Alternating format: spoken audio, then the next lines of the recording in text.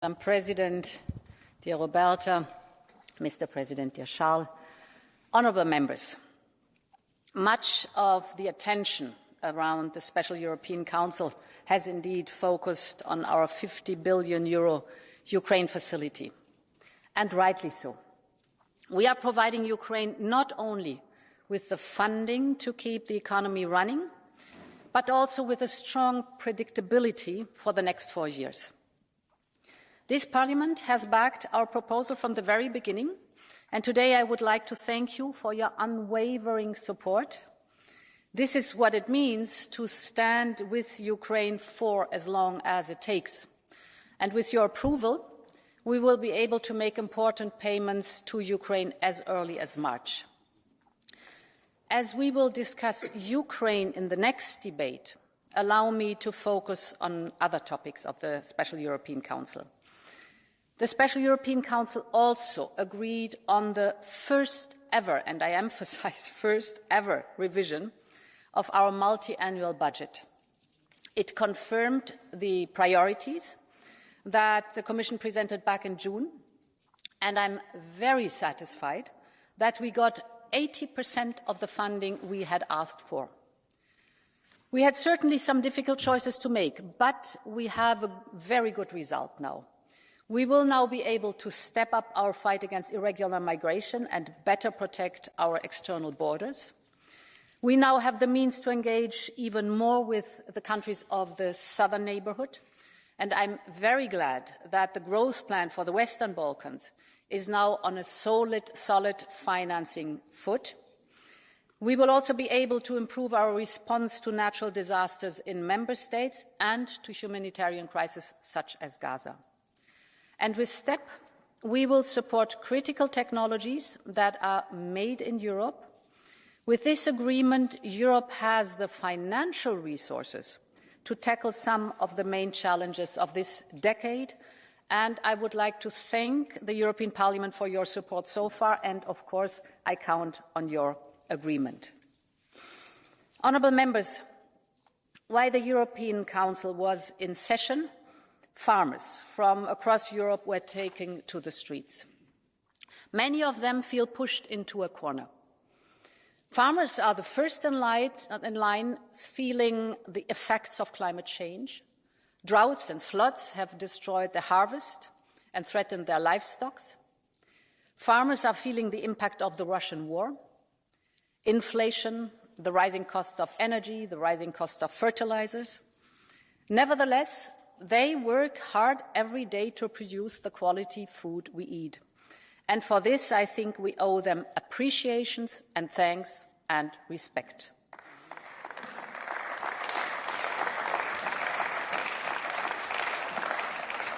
And it is true, issues have escalated in recent years. Our farmers deserve to be listened to. I know that they are worried about the future of agriculture and about their future as farmers.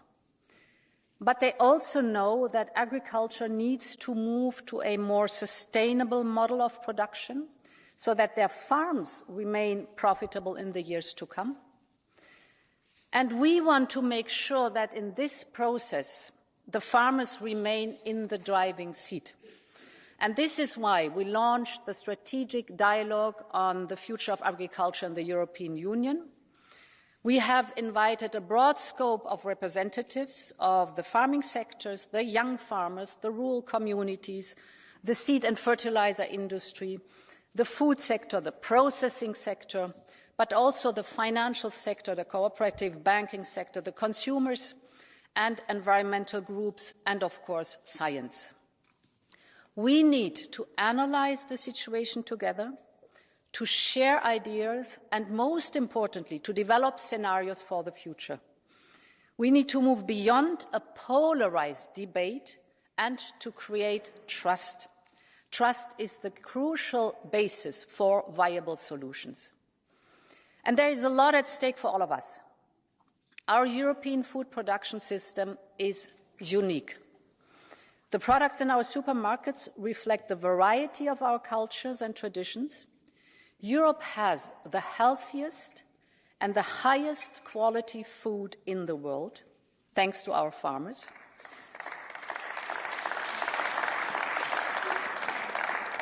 And they play a central role in this system. And of course, they must be paid fairly for that. And it is true that we provide huge support to this sector. Our common agricultural policy is supported massively by the EU budget. Money is important, but it is not everything. Healthy natural resources are also key to maintaining high yields.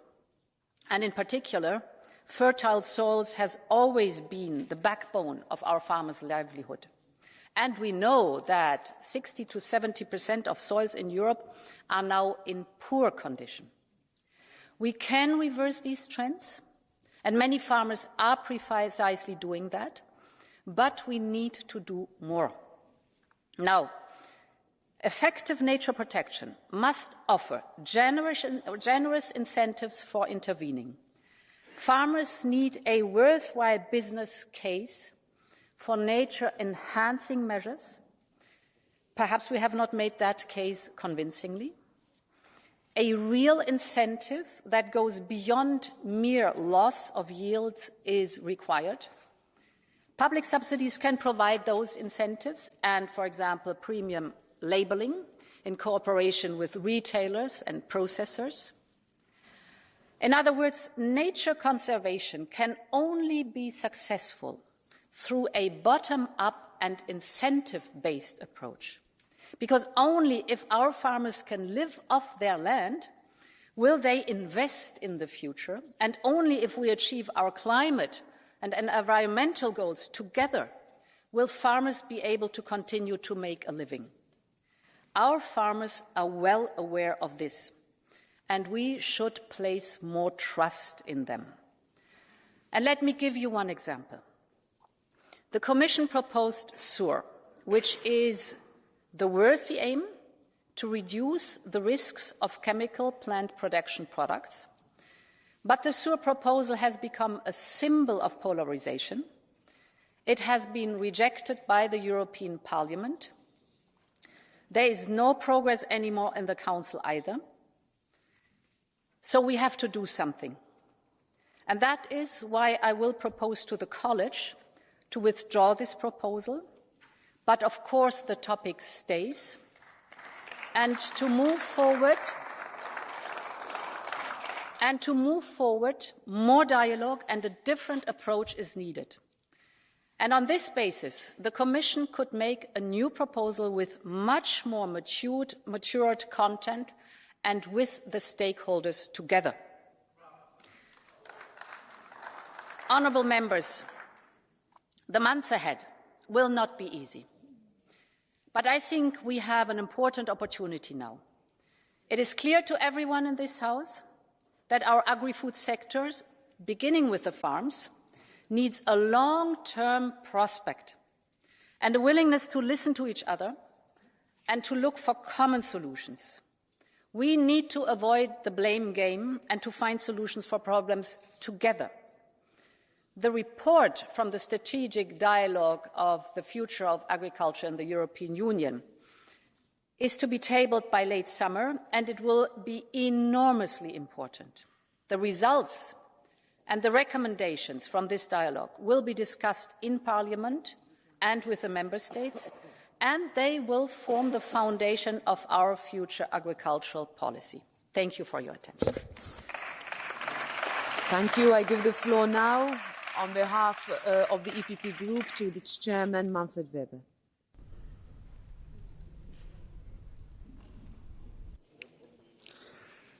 Madam President of European Parliament, President of the European Commission,